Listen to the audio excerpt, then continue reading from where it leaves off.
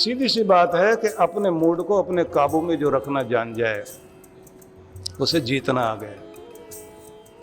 अपनी भावनाओं को जिसने नियंत्रण करना सीख लिया उसने जीतना सीख लिया। अपनी निराशा को जिसने जीतना सीख लिया वो आदमी जीतेगा जरूर। मैदान में अगर हार भी जाओ, मन में कभी मत हार जाना, क्योंकि मैदान की हार जीत होती रहती है। जिसका मन जीता हुआ है वो जीतेगा जरूर। मैंने ज्यादातर लोगों को देखा है मानसिक रूप से बहुत कमजोर पड़ जाते हैं। हमारी परीक्षा बीमारी में भी होगी, हमारी परीक्षा जो है वो गरीबी में भी होगी, हमारी परीक्षा घर के कलह कलेश में भी होती है कि न जाने क्या होगा। जो अपने को संभालना जान गया बस उसको जीतना आ गया। अनेक लोगों के जीवन में इस तरह की चीजें रही, पर वे लोग भी देखे हैं जिनको जिद ठाननी आती है। बहुत लोग जिद करते हैं लेकिन अच्छी जिद नहीं करते लोग। देखिए, नेल्सन मंडेला 27 साल तक जेल में रहा, जिद ठान के बैठा हुआ। अंग्रेज कहते रहे कि माफी मांगो और बाहर आ जाओ, उसने कहा झुकेंगे नहीं। उसके बाद अपने देश का राष्ट्रपति बना, राज किया, जो वो चाहता था वो उसने प्राप्त किया। एक नहीं हजार उदाहरण हैं। रानी चेन्नम्मा का उदाहरण है, रानी झांसी की रानी लक्ष्मीबाई का उदाहरण है। अंग्रेज सबका सब छीनते जा रहे थे। विधवा हो जाने के बाद भी छोटा सा बच्चा उसका खड़ा हुआ है। अंग्रेज लोग जो है उसको कह रहे हैं तुम्हारा राज नहीं है, ये हमारा है। अपनी कमर के पीछे अपने बच्चे को बांधा और घोड़े पर सवार होकर तलवार हाथ में उठा ली। उसने कहा मिट जाएंगे, लेकिन झुकने वाले लोग नहीं है। अंग्रेज लोगों ने उनकी तारीफ नहीं की जो उनके लिए झुक गए हों, लेकिन रानी झांसी की जरूर तारीफ की है कि ये ऐसे लोग दुनिया में बहुत कम होते हैं। फ्रांस की एक 16 साल की युवती जिसने फ्रांस का इतिहास बदल दिया। बहुत सारे उदाहरण हैं। मैं इस समय इन उदाहरणों में न जाकर के आपको वो बताना चाहता हूं कि हिम्मत और कुछ बड़ा करने की जिद जिस आदमी ने पाल ली उसको दुनिया में जीना आ गया। और कमजोर मन वाले लोग दुनिया में कुछ नहीं कर सकते। आपकी सारी शक्ति ही आपके मन में है, इसलिए अपने मन का इलाज खुद करिए, खुद को खुद हिम्मत दीजिए। और ये बात याद रखिए कि अगर भयंकर बीमारी भी हो और आपका मन मजबूत है तो आप बीमारी पर काबू पा लोगे। और अगर आपका मन कमजोर है और बीमारी छोटी भी है तो बीमारी जीत जाएगी, फिर आप नहीं जीतोगे। तो आज से अपने मन को मजबूत करना है। अपने मन को शक्ति देने के लिए संकल्प करिए और अपने मस्तिष्क को शक्तिशाली बनाने के लिए मस्तिष्क में शांति लाइए। शांति के लिए जरूरी है एक क्वालिटी वाली नींद लेना शुरू करें। आपको यह भी ध्यान रखना है कि आपकी हर सुबह शक्ति हो और आनंद से भरी हुई हो। तो अपने चेहरे पर मुस्कुराहट रखकर हर सुबह आप प्रार्थना जरूर करें। अपने उस मालिक से कहें कि धन्यवाद करता हूं, तूने आज का जीवन, आज का अवसर प्रदान किया। मेरा दिन शुभ हो, मंगलमय हो। मैं आपको प्रणाम करता हूं, आपकी समस्त कृपाओं के प्रति आभार व्यक्त करता हूं, धन्यवाद करता हूं। वो सब जो तूने मुझे दिया उस सब के लिए थैंक्स करता हूं। और ये कहने के बाद ये कहना चाहिए कि तेरे नाम के सहारे आज के दिन की शुरुआत करने चला हूं।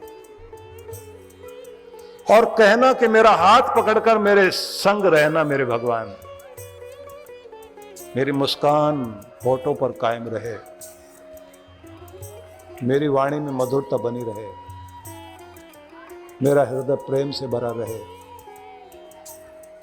मेरे अंग अंग में कर्म करने का जोश लहरों की तरह उठता रहे और मेरा दिन यादगार बन जाए, आज के दिन का एक अच्छा उपयोग कर सकूं। मुझे आशीष दे, आशीर्वाद दे। मैं तुम्हारे नाम से अपने दिन की शुरुआत करता हूं। सामान्य शब्द हैं लेकिन अद्भुत हैं, याद रहने चाहिए। आप अपनी भाषा में अपनी प्रार्थना कीजिए, आपको शक्ति मिलेगी। तो आनंद से जिसकी यात्रा शुरू हुई हो और जो शांति से सोया हो, सफलता जरूर मिलेगी। इसलिए हम ज्यादातर इस बात पर ध्यान नहीं दे पाते कि हम शांति में सो नहीं पाते। ऐसे टीवी सीरियल देखेंगे, फिल्में देखेंगे या ऐसी न्यूज देखते हैं। न्यूज भी ऐसी हो गई जिसमें वो सब नेगेटिविटी, इतनी नकारात्मकता भरी हुई है। कुल मिलाकर आपसे ये कहना चाहता हूं कि जिस चीज से भी आपके अंदर नकारात्मकता आती है वो सारी चीजें छोड़ दीजिए। एक काम आप और कर सकते हैं, रात्रि में सोने से पहले महान पुरुषों की जो जीवन गाथाएं होती हैं उनको थोड़ा पढ़ते पढ़ते आप, और फिर शाम को सोएं कि किस आदमी ने किस तरह से कितने संघर्षों के साथ अपने जीवन को ऊंचा उठाया और कैसे बहादुरी से जीता। वो सारी चीजें अगर आप पढ़ते हैं तो उससे आपको एक अच्छी प्रेरणा मिलती है। कथा कहानी आप रात्रि में ज्यादा देख सकते हैं क्योंकि मस्तिष्क पर आप दबाव उस समय नहीं डाल सकते। अभी मैं एक चीज और शुरू करने जा रहा हूं, जो YouTube पर एक चैनल हम लोग शुरू करेंगे जिसमें रात्रिकालीन प्रार्थनाओं को देंगे कि रात में आप सोते समय क्या प्रार्थना करके सोएं, अपनी नींद को बेहतर कैसे करेंगे और अपने जो आपका सबकॉन्शियस माइंड है उसमें क्या भरना चाहिए जिससे आपकी जिंदगी में ज्यादा सफलताएं मिल सकें। और उसी के साथ हम शुरुआत करेंगे सुबह की प्रार्थना क्या होनी चाहिए। केवल 7 मिनट का समय आपको देना है, उसे खोलेंगे और आपको जो है कुछ प्रार्थनाएं और कुछ विचार सुबह सुबह मिलेंगे। और रात्रि में सोते समय केवल आपके 7 मिनट का ही वो समय होता है जो सबसे कीमती होता है, जो आपको स्ट्रांग बनाता है। उस समय जो आपके सबकॉन्शियस में जो कुछ फीड किया जाता है, अगर वो क्वालिटी वाला हो, आपकी दुनिया ही बदल जाएगी। एक और बात, जब आप भोजन करने बैठते हैं तो उस समय भी आपका जैसा मस्तिष्क होता है वैसे आपके अंदर के विचार बदलने लग जाते हैं। ज्यादातर लोग मुझे मिलते हैं, उनका यही कहना होता है कि हम लोग स्ट्रेस में बहुत रहते हैं, निराशा में बहुत रहते हैं, काम का दबाव बहुत होता है। शक्ति वाली बात सुन भी लें, वो थोड़ी देर तक तो टिकती है, उसके बाद में दिमाग से निकल जाती है। फीड करने का सबसे बढ़िया तरीका है रात्रि में सोते समय आप जो विचार तरंगे देंगे मस्तिष्क को, वो देर तक काम करती है। और सवेरे सवेरे जो विचार आपके मस्तिष्क में आएंगे वो बहुत बड़ा काम करते हैं। तो अपने आप को अकेले बैठ करके, जैसे मैंने अभी मंत्र सुनाया आपको, ये मंत्र वो टोने टोट के वो सबसे बचना। मंत्र का अर्थ होता है कि जिसका मनन करने से जो आपकी रक्षा करता है, जो आपको शक्ति देता है, वो मंत्र है। अब मंत्र क्या है? शुक्रोसी, तो तेजस्वी है, भगवान कह रहे हैं। ब्राजोसी, तो चमकता हुआ सितारा है। स्वरसी, तो अपने सुख को उत्पन्न करने वाला शक्तिमान है। ज्योतिरसी, तो दूसरों की भी जिंदगी में प्रकाश भरने वाला इंसान है। अपने स्वरूप को पहचान, अपनी चमक को कायम रख और निगाह वहां रख आपनो ही श्रेयांसम, जो तुझसे बढ़कर आगे खड़े हुए हैं उन पर नजर रख, क्योंकि तूने वहां पहुंचना है। और फिर कहा है श्रेयांसम अति समम क्राम, वहां तक पहुंचकर उनको भी लांग और उस जगह जाकर खड़ा हो जहां कोई दूसरा नहीं, बस तुम ही पहले नंबर पर पहुंच जाओ। तो मंत्र तो ये है, इनका पाठ करो, क्योंकि ये शक्ति देने वाले मंत्र हैं जो आपकी शक्ति को हर लें। देखिए, इन दिनों नया वर्ष शुरू होगा, तो अगले साल में आपकी राशि के अनुसार आपकी किस्मत कैसी होगी, आप अभी से उसको पढ़ेंगे बैठकर, फिर एक एक दिन को पढ़ेंगे, इस महीने क्या होगा, उस महीने क्या होगा, उस महीने क्या होगा। लिखने वाले ने जो लिख दिया वैसा होगा ये जरूरी नहीं, लेकिन उन्होंने आपका दिमाग वैसा जरूर बना दिया। इस महीने में दुर्घटना हो सकती है, इस महीने में झगड़ा हो सकता है, इस महीने में गरीबी आ सकती है, धोखा खाया जा सकता है। आप अपने दिमाग में अभी से उसको बैठा कर जो चीज आपकी किस्मत में आनी नहीं थी उसको भी अपनी तरफ बुलाओगे। कार सीखने वाला आदमी जब गाड़ी चलाने लग जाता है तो उसके बाद रोड पर कार ले आया, अब चलाता जा रहा है कार को और सामने है खंबा,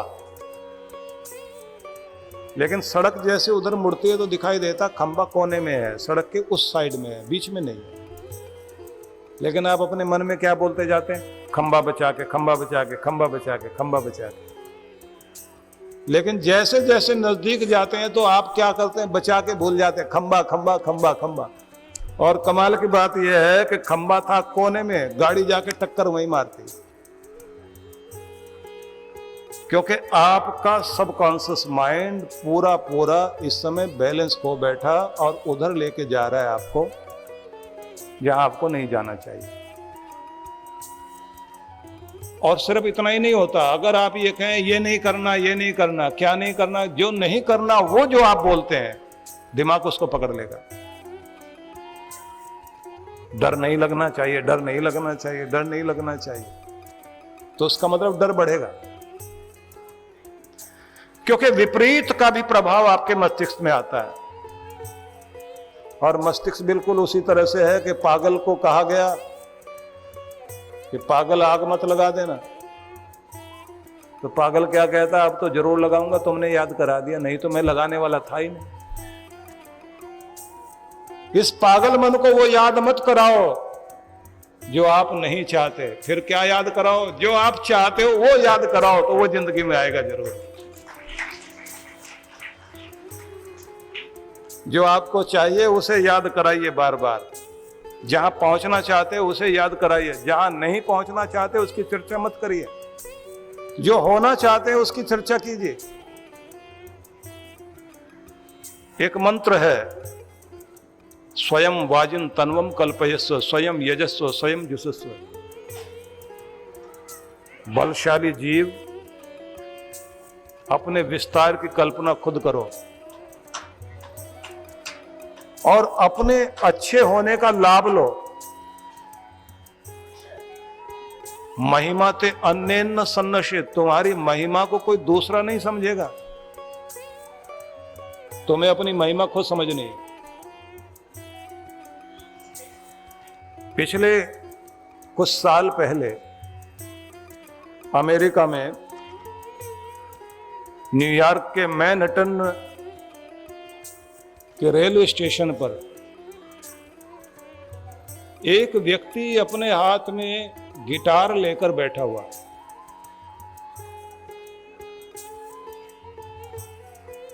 और वो व्यक्ति जो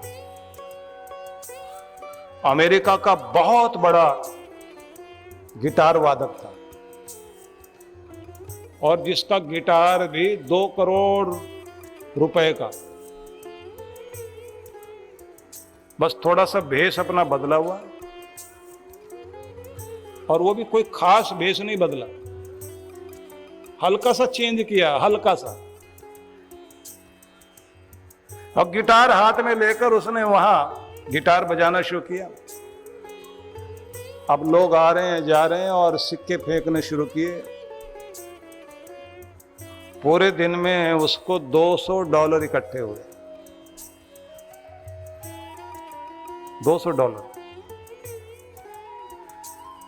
उठ के चला गया वो।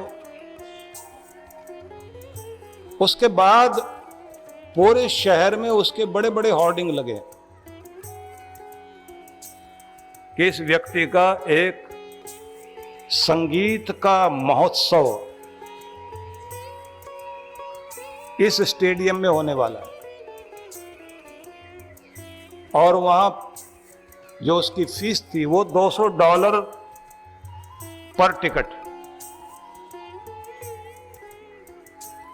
और इतनी भीड़ कि टिकट मिलना मुश्किल। उसके बाद घटना छपी अखबार में कि ये आदमी प्लेटफार्म पे बैठा हुआ बजाता रहा सारा दिन गिटार, एक एक सिक्का फेंक के लोग चले गए क्योंकि लोग पहचान नहीं पा रहे थे। और वहां जाकर स्टेडियम में जब खड़ा हुआ, जिस तरह से ये पेश हुआ, तो $200 दे दे करके लोग वहां एंट्री ली। लिखने वाले ने लिखा कि जब आप अपनी कद्र खुद ही नहीं करो, जाकर के फुटपाथ पे बैठ जाओगे तो लोग जो सिक्के फेंकेंगे, और अगर अपनी कद्र करके किसी ऊंची जगह बैठोगे, दुनिया $200 देकर भी आने को तैयार है। अपनी कीमत तो खुद करानी पड़ेगी ना। इसलिए कंपनी कितना भी बढ़िया प्रोडक्ट बनाए, जब तक प्रेजेंटेशन बढ़िया नहीं होगी, प्रोडक्ट को लोग समझते ही नहीं है। प्रोडक्ट से ज्यादा जो है उसकी प्रेजेंटेशन पर खर्च किया जा रहा है। प्रस्तुति बहुत बड़ी चीज है। अगर तुम बड़े हो तो उस बड़प्पन को कायम करो और दुनिया के सामने दिखाओ, और अगर इस बात को चाहते हो कि तुम्हारी इज्जत की जाए, लोगों के सामने दिखाओ कि मेरे साथ ऐसे व्यवहार करोगे, ऐसे नहीं करोगे। अपने व्यवहार कराने के लिए लोगों को मजबूर करो कि मेरे से ऐसे बात कर सकते, इस तरह से नहीं कर सकते। जब आप अपनी इज्जत खुद करते हो और कराते हो तो दुनिया भी इज्जत करती है। और अगर दुनिया कुछ भी बोले और आप सिर झुका करके मानते चले जाओगे, दुनिया आपको गड्ढे में ले जाके बैठा देगी। इसलिए अपना सम्मान तो खुद कराना पड़ेगा। और अगर अपनी जिंदगी में जीतना चाहते हैं तो इस बात को भी ध्यान रखना पड़ेगा कि आप ऊंचे शिखर पर बैठने से पहले मानसिक रूप से मन की कल्पना में अपने आप को ऊंचा बैठाइए। पहले मन से तो वहां बैठिए ना जहां आप बैठना चाहते हैं। मन से अगर आप ऊंचा बैठते हैं तो दुनिया भी आपको ऊंचा बैठाएगी। अगर मन से ही आप अपने आप को ऊंचा नहीं बैठा रहे तो दुनिया क्यों आपको ऊंचा बैठाएगी। इसलिए सबसे पहले खुद को ऊंचा मानिए, अपने विचारों को ऊंचा करिए, अपनी शक्ति को ऊंचा कीजिए। फिर वहीं आते हैं जहां से हमने यात्रा शुरू की थी, जो आप सबके लिए बहुत महत्वपूर्ण है कि कृष्ण भगवान हमें योग शब्द देकर यह समझाते हैं कि जिससे तुम्हारा वियोग हो चुका है, तुमने उसका योग करना, उससे जुड़ना है। और जुड़ना किस चीज से?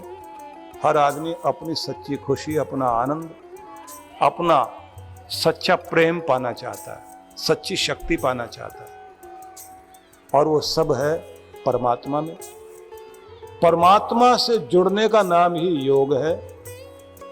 अब उसके लिए आप कोई भी माध्यम चुनिए, भक्ति का माध्यम चुने, कर्म का माध्यम चुने, कर्म को सेवा बना करके चलिए, लेकिन जो भी आप करते हैं उसे उस ऊंचाई पर पहुंचाओ कि वो एक पूजा बन जाए, वो प्रार्थना बन जाए, वो भक्ति बन जाए। कोई भी आदमी कहीं से भी भगवान तक पहुंच सकता है। अब एक चीज समझने वाली है, भारत देश में उन लोगों का उदाहरण मिलता है। एक तो वे जो जंगल में बैठकर तपस्या कर रहे थे,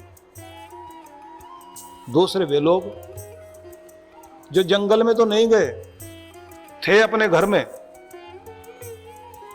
कोई ऐसी महिला जो अपने घर में अपनी रसोई में काम करते करते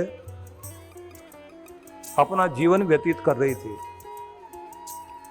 और अपनी साधना में उतनी ऊंचाई पर पहुंच गए जिस ऊंचाई पर जंगल में बैठकर साधना करने वाला कोई ऋषि नहीं पहुंच पाया, कोई मुनि नहीं पहुंच पाया। अब ये अंतर क्या है? आपका घर भी आपका हिमालय हो सकता है। एक और बात, जो भगवान तक पहुंचे उन लोगों के नाम सुनिए आप, उन भक्तों का नाम लिया जाता है। वे कौन थे और क्या कर रहे थे? अब जब उनके बारे में आप सुनेंगे तो बहुत आश्चर्य लगेगा। वो कोई जंगल में बैठ करके साधना करने वाले, गुफा में बैठने वाले, साधना करने वाले लोग नहीं थे।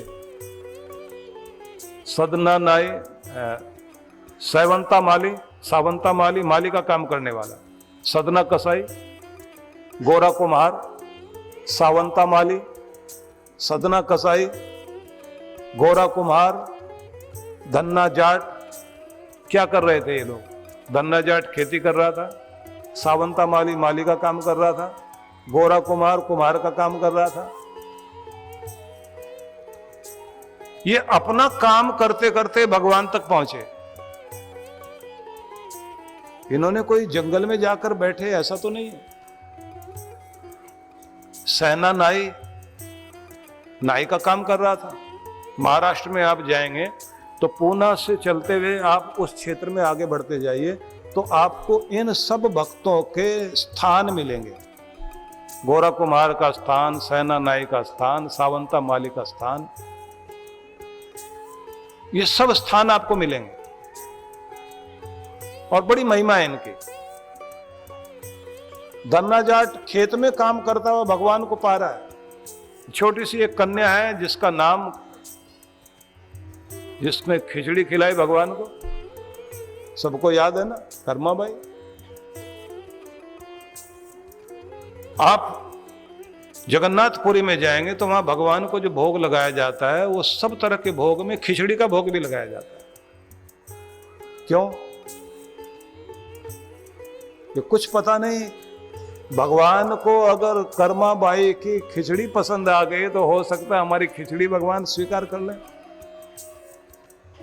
अब देखा जाए तो ये चीजें भगवान तक नहीं पहुंचती। भगवान तक अगर कुछ पहुंचती है, वो पूजा पाठ करते हुए जो भावना पैदा होती है, वो जो प्रेम पैदा होता है, वो जो भक्ति की तरंग पैदा होती है, वो भगवान तक पहुंचा करती है। अगर उसको आप उत्पन्न कर दें तो भगवान की अनुभूति निश्चित रूप से होगी। तो ऐसा नहीं है कि आप अपना घर परिवार छोड़ करके जंगल में चले जाएं। रास्ते दोनों हैं, दो मार्ग हैं, निवृत्ति पंथ और प्रवृत्ति पंथ। एक तो संसार से निवृत्त होकर ऊपर उठकर आप उस दुनिया में चले जाएं जहां संसार के साथ आपको कुछ भी व्यवहार नहीं करना। दूसरा मार्ग है आप अपने घर परिवार का काम करते करते यहीं से भगवान की यात्रा पर चलें। इसमें क्या करना होता है? अपना भोजन भी बनाते समय महिलाएं उस भोजन को अमृत प्रसाद बनाएं, भगवान का प्रसाद बनाएं। अपने नन्हे पोते को या अपने बेटे को खिलाते हुए उसमें अपने कृष्ण की छवि देखें। अपने घर परिवार को अपनी तपोभूमि बनाएं और तपोभूमि में कुछ न कुछ कष्ट सहने पड़ते हैं, कड़वाहट पीनी पड़ती है। अपने घर को जोड़ने में अगर कोई महिला कड़वाहट पीती है, अपने आंसू छिपा ले और अपने घर को जोड़कर रखे और अपने परमात्मा से सारे परिवार के लोगों को जोड़ने की चेष्टा करती है और उनके लिए मंगल कामना करती है, तो उसकी साधना हिमालय से भी बढ़कर उसके घर में हो रही है। यही वो महिलाएं थी जिन्होंने इतनी शक्ति प्राप्त कर ली कि सावित्री ने सत्यवान के प्राण बचाए, उर्मिला अयोध्या के महलों में बैठकर तपस्या करती रही, अपने पति को सुरक्षित अपनी तपस्या के बल से वापस लेकर आई। यही तो कहा था सुलोचना ने। सुलोचना लंका से चल करके उस शिविर में पहुंची जहां उसके पति का वध हुआ, मारा गया, और अपने पति के बारे में पूछती है कि उसको दुनिया में कोई जीत नहीं सकता था, वो इंद्रजीत था। इंद्र को भी जिसने जीत लिया हो तो उसको कोई हरा नहीं सकता था। हराने वाला योद्धा मेरे सामने आए, मैं उसका दर्शन करना चाहती हूं। लक्ष्मण आगे आए, उन्होंने कहा हम ही हैं, हमने ये किया है। लक्ष्मण के बोलने का अंदाज थोड़ा अलग है, राम जी थोड़ी विनम्रता से बात करते हैं। तब सुलोचना ने एक शब्द कहा, उसने कहा तुमने मेरे पति को नहीं मारा, तुम में उतनी शक्ति नहीं। अगर मेरा पति हारा है तो मुझे ये दिखाई देता है अयोध्या में बैठकर महलों के अंदर ही तपस्या करने वाली तुम्हारी पत्नी उर्मिला का तप जीत गया है, मेरा तप हार गया है, इसलिए उसका सुहाग सुरक्षित है, मेरा सुहाग सुरक्षित नहीं। तुम नहीं जीत पाए, तुम्हारी पत्नी का तप जीता है। वो क्या तपस्या करने वाली महिलाएं थी। और उनका मतलब ये नहीं था कि घर परिवार की जिम्मेदारियां छोड़कर बैठ गई थी, वो सब करते करते अपने भगवान को समर्पित होकर अपना कार्य कर रही थी। उसी से उन्होंने परमात्मा को पा लिया। इसलिए मैं ये कहूंगा कि घर छोड़कर भागने की जरूरत नहीं है, बस जागने की जरूरत है, होश में आकर के अपने कार्य करने की जरूरत है। अब आपको वो बताना चाहूंगा कि कृष्ण भगवान ने हम सब के लिए कौन से ऐसे संदेश दिए, कर्म योग से हम कैसे चलें, ज्ञान योग से कैसे चलें, भक्ति योग से कैसे चलें। इससे पहले, क्योंकि अब टिप्स का टाइम है, तो कुछ टिप्स देना चाहता हूं आप सबको, उन पर आप ध्यान देंगे। अपने मस्तिष्क को नया करना जरूरी है, जिंदगी को नया बनाना जरूरी है। अगर आपकी जिंदगी अंधाधुंध दौड़ बन गई है तो क्या आप इसी तरह जीने की इच्छा रखते हैं या जिंदगी को नया रूप देना चाहते हैं? अगर नया रूप देना चाहते हैं तो अपने से सवाल करिए कि मैं इस जिंदगी से क्या चाहता हूं, अपने आप को कहां देखना चाहता हूं। और ये अपने से सवाल करते करते अपनी जिंदगी को नया रूप देने के लिए अपने लिए कुछ नियम बनाइए। कैसी सेहत चाहिए, कितना धन, कैसा परिवार, धार्मिक चर्या मेरी कैसी होनी चाहिए, इसके लिए प्लानिंग करना शुरू कर दीजिए। ये पहला पॉइंट है। डायरी पेन आपके पास होगा। मैं तो देख रहा हूं मोबाइल फोन ऑन करके आप रिकॉर्ड शुरू कर रहे हैं, क्योंकि ये ज्यादा आसान है।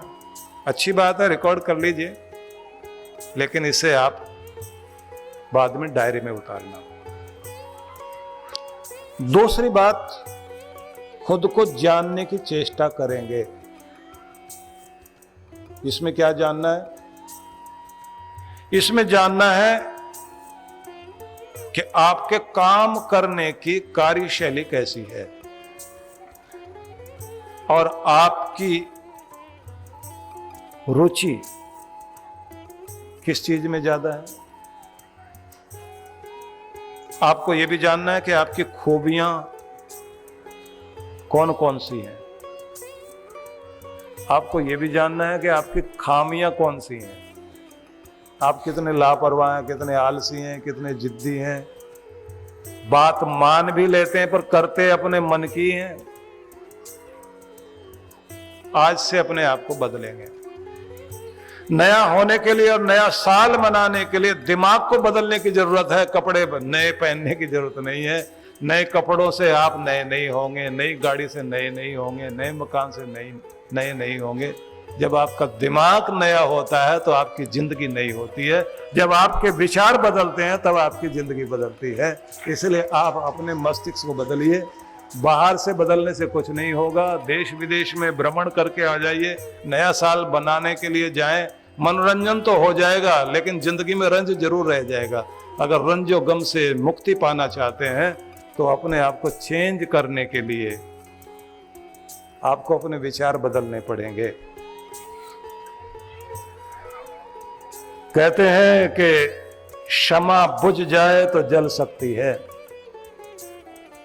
क्षमा बुझ जाए तो जल सकती है, किश्ती तूफान से गुजर कर भी निकल सकती है। मायूस न हो, इरादे न बदल, तकदीर कभी भी बदल सकती है। किस्मत बदल सकती है, जीवन बदल सकता है। तो ये भी एक बात याद रखनी है कि गिले शिकवे न दिल से लगा लेना,